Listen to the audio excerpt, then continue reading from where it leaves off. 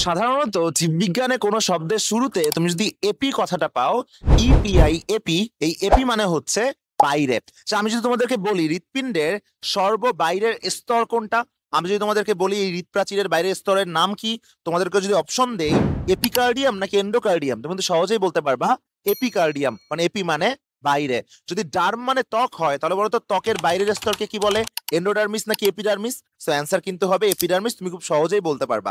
আবার দেখো একটা শৈবালের বাইরে যদি আরেকটা শৈবাল জন্মায় সেই শৈবালটার নাম কি হবে, এন্ডোফাইট নাকি এপিফাইট? তুমি কিন্তু খুব সহজেই বলতে পারবা, অ্যান্সারটা হবে এপিফাইট। সো এইভাবে আমরা অনেক সহজেই মনে রাখতে পারি জীববিজ্ঞানে কোনো শব্দে যদি এপি থাকে, এই এপি মানে হচ্ছে বাইরে।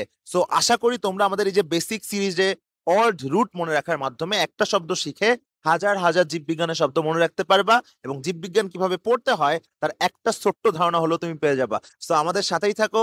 বিফর বায়োলজির সাথে যুক্ত না থাকলে আমাদের অফিসিয়াল ইউটিউব চ্যানেল এবং অফিসিয়াল গ্রুপে কিন্তু জয়েন করে যেতে ভুলবা না। So follow for more.